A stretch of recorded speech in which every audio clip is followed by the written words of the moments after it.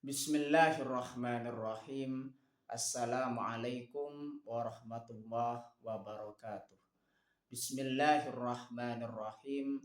Bersyukur kepada Allah dengan mengucapkan Alhamdulillahirabbil alamin. Bersolawat kepada Rasulullah dengan mengucapkan Allahumma salli ala Sayyidina Muhammad wa ala ali Sayyidina Muhammad.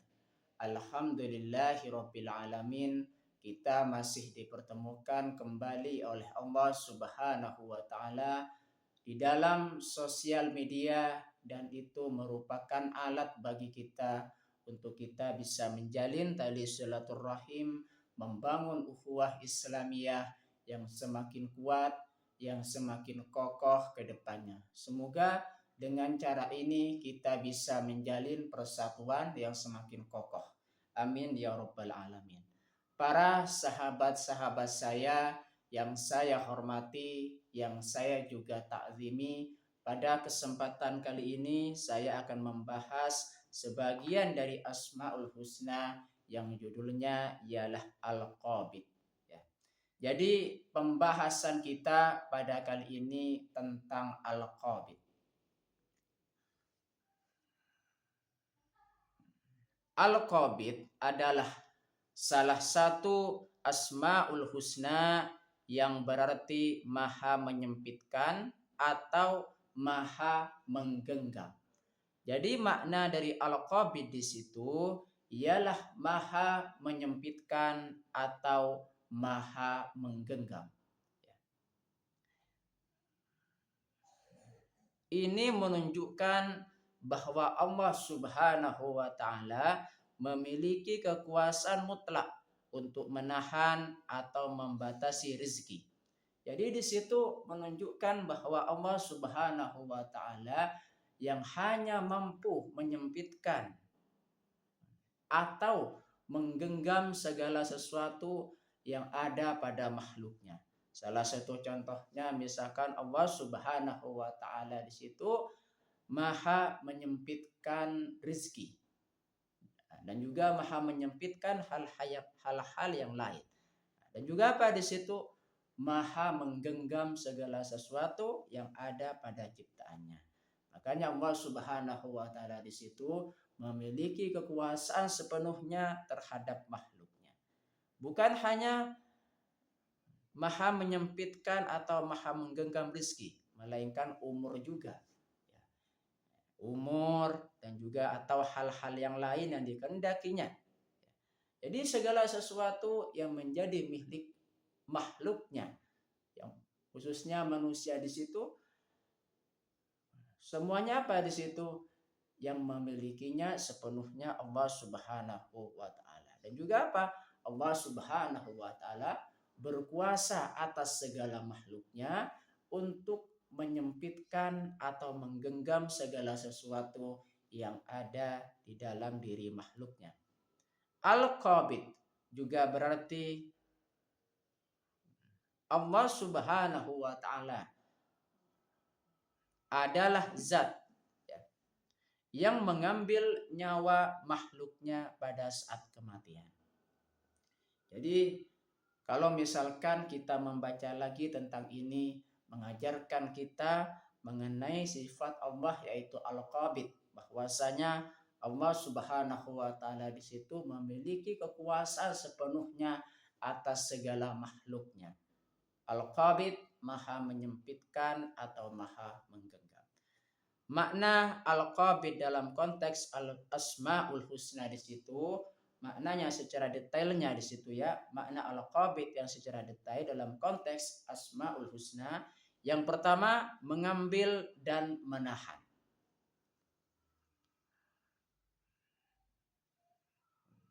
Al-Qabid menunjukkan bahwa Allah Subhanahu wa taala memiliki kekuasaan sepenuhnya untuk mengambil sesuatu. Jadi Allah Subhanahu wa taala di situ bisa mengambil segala sesuatu yang ada pada makhluknya. Salah satu contohnya, jikalau Allah Subhanahu wa taala ingin mengambil harta manusia, maka diambil oleh Allah Subhanahu wa taala sesuai dengan kehendaknya. Jika Allah Subhanahu wa taala ingin menahan rizki seseorang, maka ditahan rizkinya oleh Allah Subhanahu wa taala. Makanya Allah Subhanahu wa taala di situ memiliki sifat al-qabid, dan itu merupakan kekuasaan sepenuhnya dari Allah Subhanahu wa taala. Mengambil sesuatu, baik itu rizki, baik itu nyawa, atau hal-hal lain yang dikehendakinya. Ya. Jadi Allah Subhanahu wa taala yang mengambil nyawa manusia, mengambil nyawa seluruh makhluknya yang ada di muka bumi itu sesuai dengan kehendak Allah Subhanahu wa taala. Itulah makna al-qabid dalam konteks Asmaul Husna. Di situ makna yang pertama mengambil dan menahan. Makna al-qabid dalam konteks Asmaul Husna yang kedua menyempitkan. Makna ini terkait dengan kekuasaan Allah Subhanahu wa taala untuk membatasi atau mengurangi sesuatu seperti rezeki, kesehatan, atau kemudahan dalam hidup. Ya. Jadi sepenuhnya merupakan kekuasaan Allah Subhanahu wa taala untuk menyempitkan segala sesuatu yang ada pada diri makhluknya. Maksudnya seperti itu. Ya. Baik dalam hal menyempitkan misalkan rezeki, menyempitkan misalkan dalam hal kesehatan, berobat kemanapun tapi belum sembuh, maka Allah Subhanahu wa taala di situ maha menyempitkan. Atau kemudahan juga dalam hidup. Itu ya. Jadi seseorang yang menjalani kehidupan di situ masih diuji oleh Allah Subhanahu wa taala, disempitkan dalam segala hal, itu merupakan ujian sepenuhnya dari Allah Subhanahu wa taala. Karena Allah Subhanahu wa taala di situ ingin mengetahui keimanan seseorang tersebut, apakah memang betul-betul beriman kepada Allah Subhanahu wa taala dan juga Rasulnya. Ingin mengetahui kesabaran dari makhluknya tersebut. Innallaha ma'as sabirin. Sesungguhnya Allah bersama orang-orang yang sabar. Hikmah di balik penahanan. Jadi hikmah di balik al-qabid di situ terdapat beberapa hikmah yang kita bisa dapatkan dengan kita belajar tentang al-qabid. Ya. Meskipun al-qabid menunjukkan sisi penyempitan, penting untuk diingat bahwa segala tindakan Allah Subhanahu wa taala selalu mengandung hikmah dan kebaikan bagi hambanya. Jadi apa-apa yang terjadi di dunia ini yang berkaitan dengan al-qabid, menyempitkan segala sesuatu, maka di situ terdapat hikmah yang kita bisa dapatkan. Hikmah yang pertama apa di situ? Bahwa segala sesuatu yang terjadi itu merupakan ujian dari Allah Subhanahu wa taala, dan setiap ujian yang kita hadapi itu terdapat hikmah yang kita dapatkan. Salah satu contohnya, maka kita mengajarkan kepada kita bahwa segala sesuatu kekuasaan di dunia ini dan juga di akhirat itu hanya milik Allah Subhanahu wa taala. Dialah yang maha menyempitkan atau maha menggenggam segala sesuatu. Itulah hikmah di balik penahanan, hikmah di balik al-qabid. Ya. Contoh penerapan al-qabid dalam kehidupan, di situ terdapat beberapa contoh penerapan al-qabid di dalam kehidupan. Yang pertama, menahan rezeki. Allah Subhanahu wa taala bisa saja menahan rezeki seseorang karena berbagai alasan. Mungkin untuk menguji keimanan atau memberikan pelajaran. Jadi apa-apa yang menjadi ujian dari manusia itu sendiri merupakan ujian dari Allah Subhanahu wa taala kepada makhluknya, kepada hambanya. Baik Allah Subhanahu wa taala ingin menguji keimanan seseorang ataupun ingin memberikan pelajaran. Salah satu contohnya misalkan diberikan amanah oleh Allah Subhanahu wa taala, dilancarkan rezekinya sehingga dia mendapatkan harta yang banyak, karena dia termasuk orang yang lalai misalkan dalam mendirikan hal-hal yang wajib kepada Allah Subhanahu wa taala, maka terlebih dahulu disempitkan oleh Allah Subhanahu wa taala. Menahan rezeki, ya. Allah Subhanahu wa taala menahan rezekinya. Supaya apa di situ? Supaya memberikan pelajaran, supaya kembali kepada Allah Subhanahu wa taala dulu. Kemudian setelah kembali, maka Allah Subhanahu wa taala itu sesuai dengan kehendaknya, melakukan sesuatu sesuai dengan kehendaknya. Itulah contoh penerapan al-qabid dalam kehidupan, yaitu menahan rezeki yang pertama. Contoh penerapan al-qabid dalam kehidupan, mengambil nyawa. Kematian adalah peristiwa yang pasti, dan Allah Subhanahu wa taala adalah zat yang mengambil nyawa setiap makhluknya.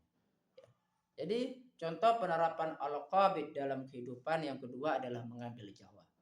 Bahwa Allah Subhanahu wa taala dialah zat yang mengambil nyawa semua makhluknya sesuai dengan kehendaknya, sesuai dengan keinginannya. Makanya manusia tidak bisa apa-apa tanpa Allah Subhanahu wa taala. Oleh sebab itu, maka sikap tawakal kita, sikap rendah hati kita, rendah diri kita di hadapan Allah Subhanahu wa taala harus kita tunjukkan, karena kita sebagai manusia tidak ada apa-apanya tanpa Allah Subhanahu wa taala. Contoh penerapan al-qabid dalam kehidupan yang nomor 3, menyempitkan hati.